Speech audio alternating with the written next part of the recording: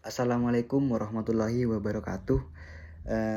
Alhamdulillah, salam sejahtera bagi kita semua. Yang saya hormati Bapak dosen pengampu mata kuliah MSDI, Bapak Farid Ardiansah, SE CIKNR, selaku dosen pengampu mata kuliah MSDI. Dan yang saya banggakan teman-teman kelas B yang sudah ingin menonton video presentasi kelompok 11 ini. Sebelum saya mulai presentasi kelompok 11 ini, izinkan saya memperkenalkan nama-nama kelompok saya, yaitu Siti Mar'atul Hasanah, yang kedua ada Nafida Khairun Umaro, Muhammad Aldiansah, Putri Amalia, dan saya sendiri. Biar tidak lama-lama, biar langsung saja dilanjutkan ke materi, yaitu materi yang pertama adalah kebijakan hubungan industrial di Indonesia yang akan disampaikan oleh Siti Mar'atul Hasanah. Waktu dan tempat dipersilahkan. Terima kasih moderator atas waktunya. Di sini saya akan menjelaskan materi yang pertama, yaitu tentang kebijakan hubungan industrial. Kebijakan hubungan industrial atau kebijakan publik yaitu suatu hubungan antara negara atau pemerintah dengan lingkungan yang berhubungan dengan kontrol pemerintah negara, yang berhubungan dengan sistem politik yang didistribusikan melalui nilai-nilai pada masyarakat dengan cara melayani kepentingan yang ada pada masyarakat. Namun, tidak semua kebijakan yang diambil oleh pemerintah disebut dengan kebijakan publik. Yang perlu dipenuhi agar dinilai sebagai kebijakan publik antara lain yang pertama yaitu tujuan yang ingin dicapai. Yang pertama kita harus menentukan tujuan yang kita ingin capai. Yang kedua yaitu membuat rencana agar tujuan kita itu tercapai. Yang ketiga yaitu cara agar rencana kita itu bisa tercapai. Yang keempat yaitu aksi atau merealisasikan program. Yang kelima yaitu dampak dari kebijakan tersebut. Adapun kebijakan publik dibagi menjadi 4. Yang pertama yaitu kebijakan politik, yang kedua yaitu kebijakan eksekutif, yang ketiga yaitu kebijakan administratif, yang keempat yaitu kebijakan spesial atau kebijakan teknis. Adapun kebijakan yang dimiliki oleh pemerintah terbagi menjadi 3 tingkatan. Yang pertama yaitu sebuah kebijakan mendasar atau prinsipil yang biasa disebut dengan kebijakan umum. Kebijakan yang dibahas di awal ini biasa disebut dengan kebijakan umum atau disebut dengan kebijakan politik yang digunakan untuk menyelenggarakan hubungan industrial yang sudah ada pada Undang-Undang Dasar 1945 di Indonesia yang terdapat pada pasal 27 ayat 2 yang berbunyi setiap warga negara Indonesia itu berhak atas pekerjaan dan kehidupan yang layak, yang artinya pemerintah itu berjanji kepada seluruh masyarakat Indonesia yang berhubungan dengan HAM atau hak asasi manusia yang harus ditaati. Sehingga secara tidak langsung bahwa pada pasal ini menyebutkan bahwa pemerintah atau pemimpin negara itu agar selalu ada dan berperan aktif dalam merealisasikan dan mempertahankan hak asasi manusia yang dimiliki oleh rakyat yang ada di Indonesia, agar memperoleh pekerjaan yang layak serta hidup yang layak juga. Melalui pekerjaan, seseorang dapat mengembangkan potensi yang ada pada dirinya tersebut. Akan tetapi, yang dimaksud dari pekerjaan ini yaitu harus bisa memenuhi kriteria yang layak untuk pekerjaan.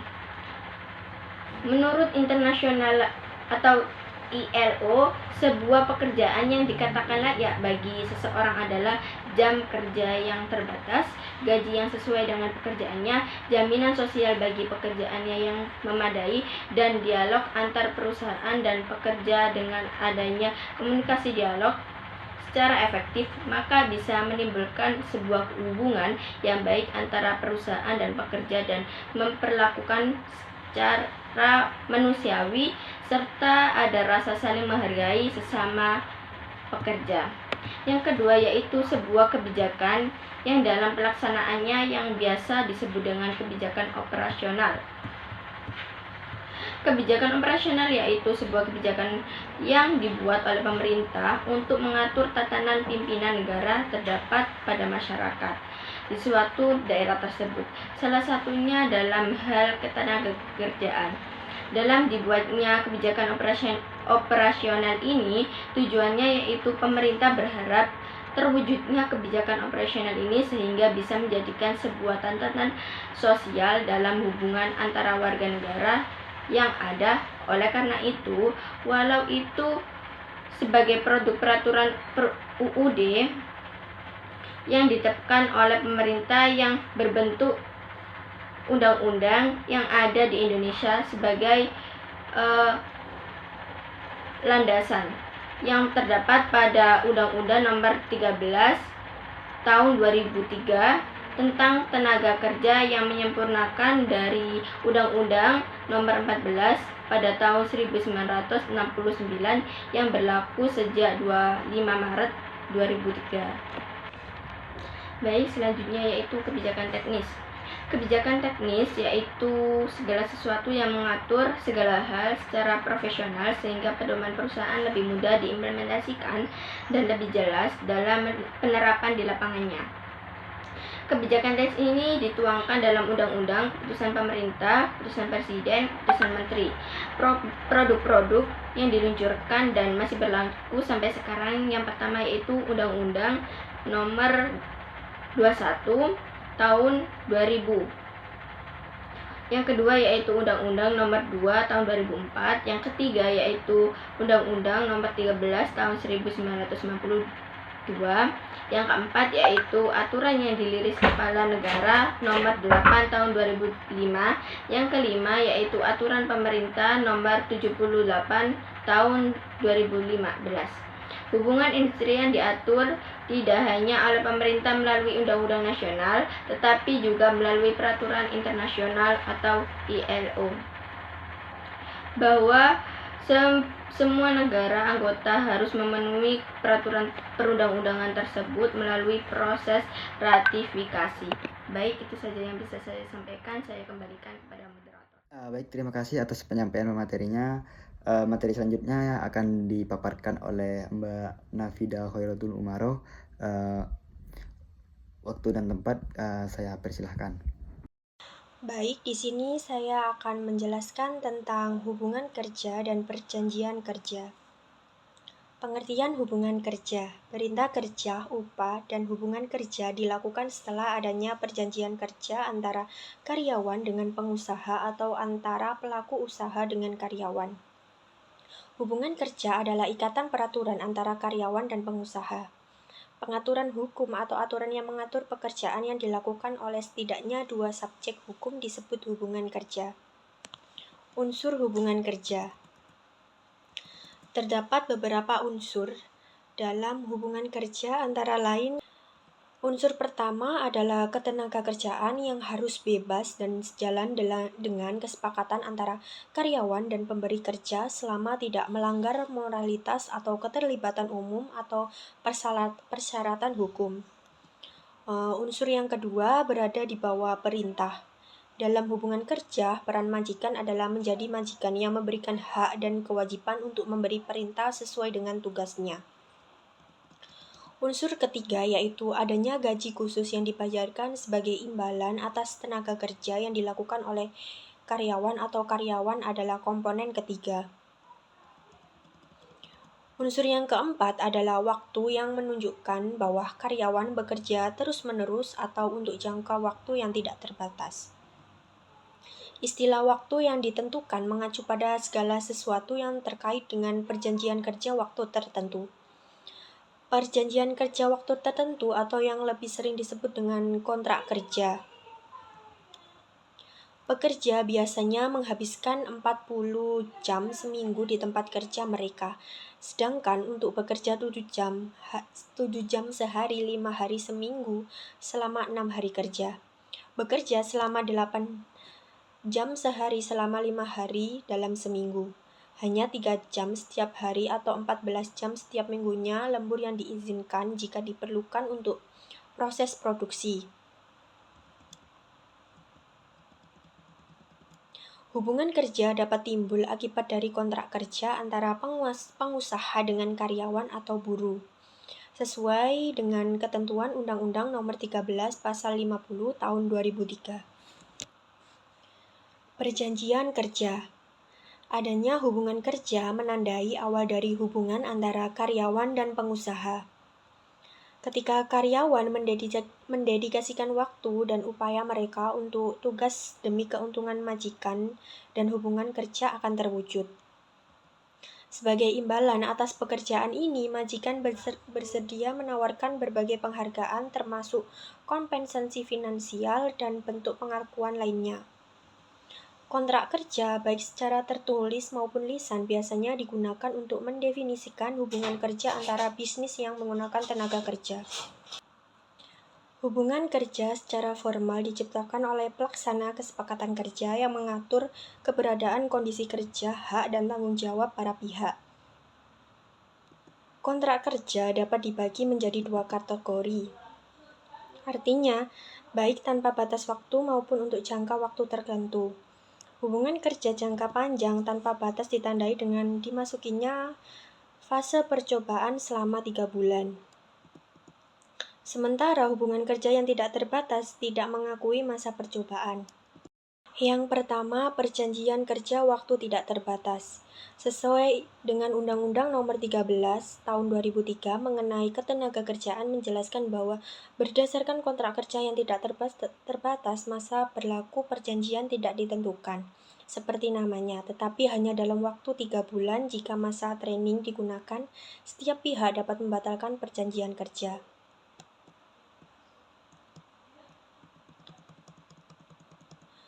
Undang-Undang Nomor 13 Tahun 2003 tentang Ketenagakerjaan, perjanjian kerja tidak terbatas waktu atau PKWTT didefinisikan sebagai perjanjian kerja atau kontrak kerja yang tidak dibentuk untuk jangka waktu tertentu dan tidak ada pihak yang berwenang untuk memutuskannya secara rutin.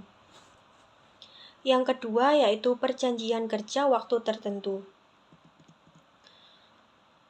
Menurut Undang-Undang Nomor 13 Tahun 2003 Pasal 57 sampai 66 semakin mengontrol beberapa perjanjian kerja. Kontrak kerja tertulis untuk jangka waktu tertentu harus ditulis dalam karakter Latin dan Indonesia. Masa percobaan kerja atau training tidak dapat diatur dalam perjanjian kerja untuk jangka waktu tertentu. Perjanjian kerja jangka waktu tertentu dengan durasi yang ditetapkan hanya dapat dipertahankan selama total 2 tahun dan bisa diperpanjang hanya sekali untuk maksimal 1 tahun tambahan. Selambat-lambatnya 7 hari sebelum berakhirnya kontrak kerja waktu tertentu, pengusaha harus menginformasikan pemberitahuan secara tercatat mengenai niatnya untuk bekerja atau pekerja yang bersangkutan. Sekian materi dari saya ucapkan terima kasih. Baik, terima kasih atas penyampaian materinya. Dilanjut ke materi selanjutnya, yaitu akan disampaikan oleh Mas Aldiansa. Waktu dan tempat dipersilahkan. Baik, Assalamualaikum warahmatullahi wabarakatuh. Di sini saya akan menjelaskan terkait dengan perlindungan hukum terhadap sumber daya insani di Indonesia. Yang pertama terkait dengan perlindungan hukum. Harmonisasi hubungan industrial mengharuskan segera diberikannya perlindungan hukum bagi pekerja melalui hak-hak yang sesuai. Jika para pengusaha dan juga pemerintah tidak ingin memberikan hak-hak kepada karyawannya, maka mereka dianggap sebagai mitra yang setara dan dalam masalah ini menjadi signifikan dan juga memerlukan pertimbangan ulang. Karena sangat penting untuk melindungi tenaga kerja agar dapat memastikan bahwasanya hak dasar pekerja sudah ditegakkan dan mereka menerima kesempatan serta perlakuan yang sama tanpa mengalami segala bentuk diskriminasi.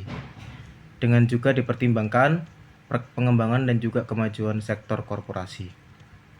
Perlindungan hukum dibagi menjadi 2. Yang pertama, perlindungan hukum secara pencegahan ataupun preventif. Yang dimaksud di sini adalah perlindungan hukum preventif dapat mendorong pemerintah untuk lebih berhati-hati ketika membuat penilaian berdasarkan diskresi. Sangat penting bagi tindakan pemerintah berdasarkan kebebasan bertindak. Tidak ada undang-undang ataupun peraturan eksplisit yang mengatur mengenai perlindungan hukum preventif atau pencegahan pelanggaran hukum di Indonesia. Dalam sudut pandang Allah Subhanahu wa taala, setiap insan ataupun manusia memiliki hak serta martabat yang sama. Isu yang perlu perlindungan ketenaga kerjaan secara hukum adalah tenaga kerja, ataupun yang biasa disebut dengan sumber daya insani. Dalam hal perlindungan sumber daya insani, perlindungan hukum preventif ini diberikan sebagai prioritas pertama, seperti itu. Yang kedua adalah perlindungan hukum secara represif. Nah, perlindungan hukum secara represif ini bertujuan untuk menuntaskan ataupun menangani suatu konflik. Pengadilan Umum dan Pengadilan Tata Usaha Negara di Indonesia sama-sama mengawasi perlindungan hukum dalam kategori perlindungan hukum ini. Konsep pengakuan dan pelestarian hak asasi manusia didasarkan pada asumsi bahwa pada kegiatan pemerintah dilindungi secara hukum. Kemudian yang kedua terkait dengan kesejahteraan pekerja.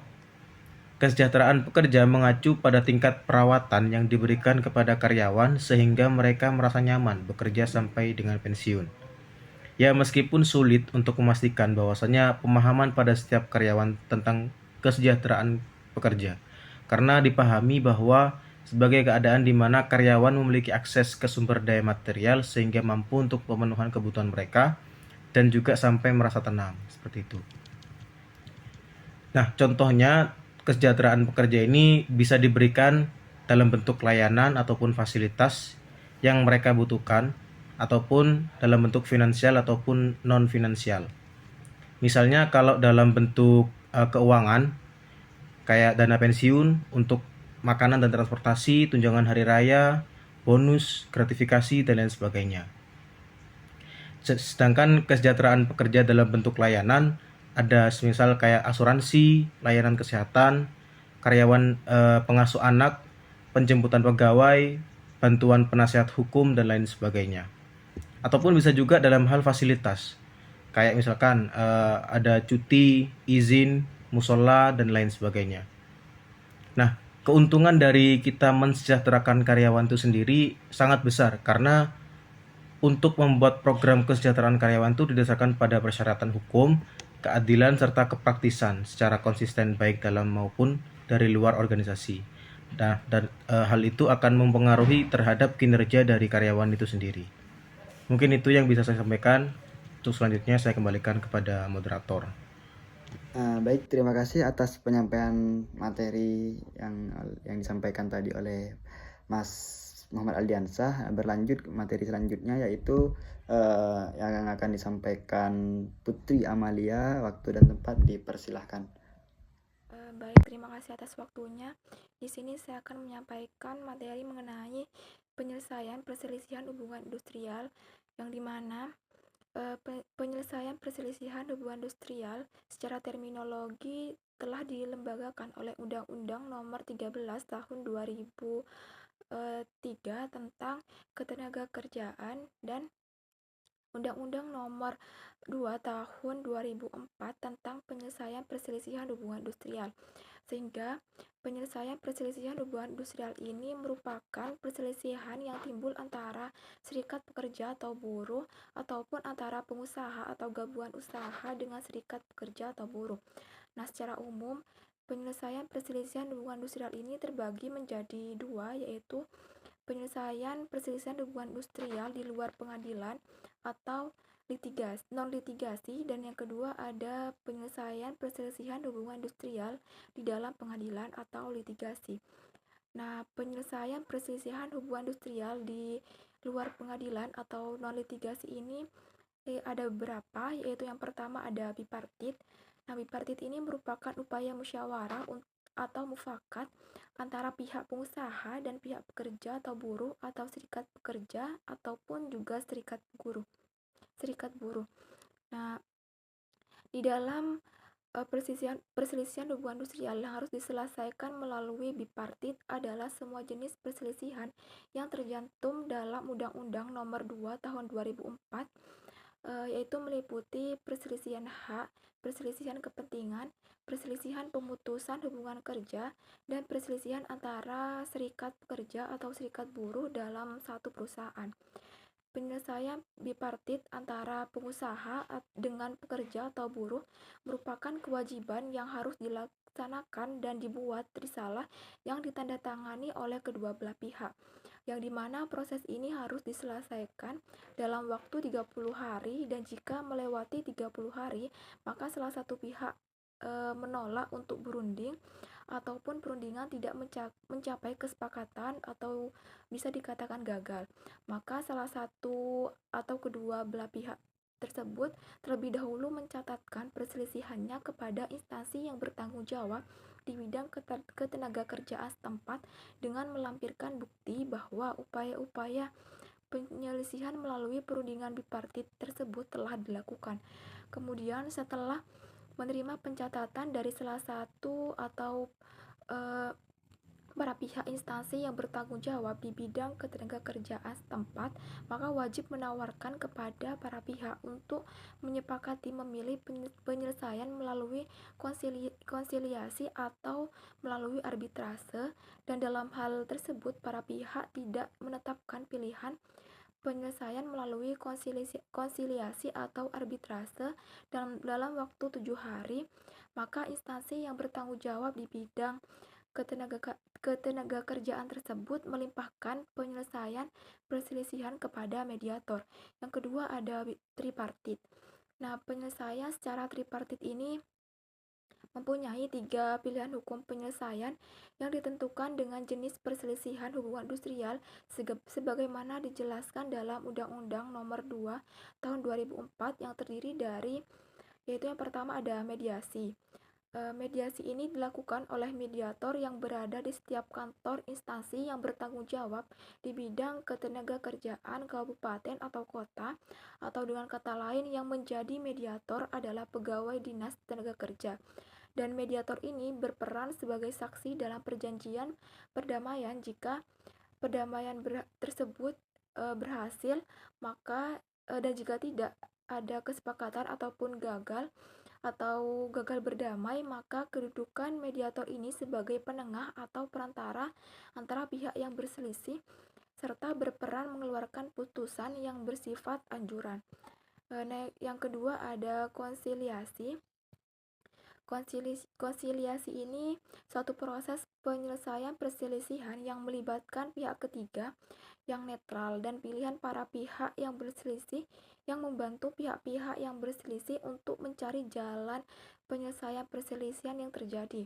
Dan dalam hal ini tercapainya kesepakatan tersebut melalui konsiliasi, maka dibuat perjanjian bersama yang ditandatangani oleh para pihak dan disaksikan oleh konsiliator dan juga didaftar di Pengadilan Hubungan Industrial pada pengadilan negeri di wilayah hukum. Pihak-pihak mengadakan perjanjian bersama untuk mendapatkan akte bukti pendaftaran. Nah, jika tidak terjadi kesepakatan, maka konsiliator tersebut mengeluarkan anjuran tertulis tapi sifatnya tidak mengikat, hanya sebatas anjuran. Nah, yang ketiga ada arbitrase.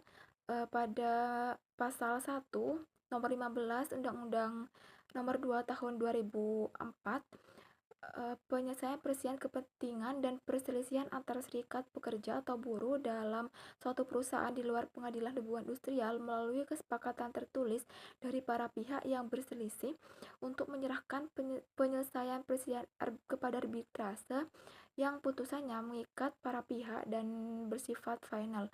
Nah, arbitrase ini juga melibatkan pihak ketiga yang netral berdasarkan kesepakatan para pihak yang berselisih, dan arbiter ditentukan oleh para pihak. Yang kedua ada penyelesaian pengadilan hubungan industrial atau litigasi. Pengadilan hubungan industrial merupakan pengadilan hukum yang berada pada lingkungan pengadilan umum yang bertugas dan juga berwenang untuk memeriksa dan memutus di tingkat pertama mengenai perselisihan hak dan perselisihan pemutusan hubungan kerja, dan tingkat pertama dan tingkat terakhir mengenai perselisihan kepentingan dan perselisihan antar serikat pekerja atau buruh dalam suatu perusahaan.